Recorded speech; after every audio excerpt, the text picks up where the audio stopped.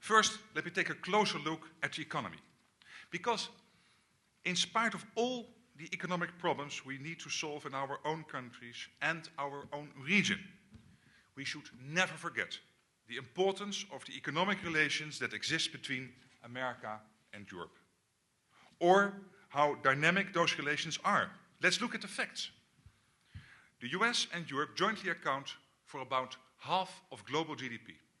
That's enormous. The mutual flow of goods and services is worth $2.7 billion every day, and this equals 15 million jobs on both sides of the ocean.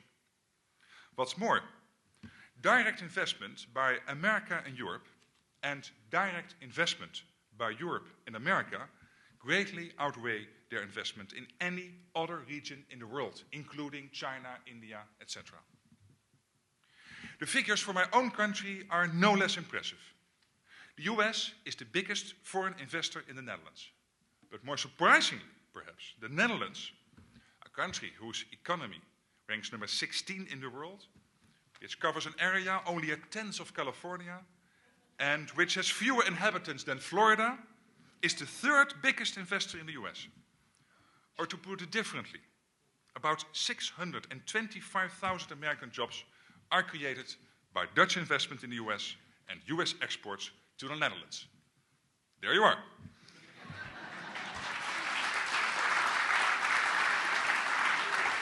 $625,000. That's more or less the population of Washington, D.C. But here we are talking businessmen. I could go on. There are many more figures which will tell the same story. But I think the point is clear. The question now is, how can we broaden our relationship? How can we, by working even closer together, create more high-value jobs and make ourselves more competitive in international markets? These are the questions we should keep in mind as we make our way through the current crisis and beyond. And I'm pleased to say that the American government thinks the same way. When I visited President Obama last November, we quickly agreed only 3 topics really mattered: jobs, jobs, and jobs. Yes, that's why the Netherlands attaches such importance to the joint high-level working group on jobs and growth. The figures I just mentioned make it clear that even a small improvement in transatlantic economic cooperation can have a big positive impact.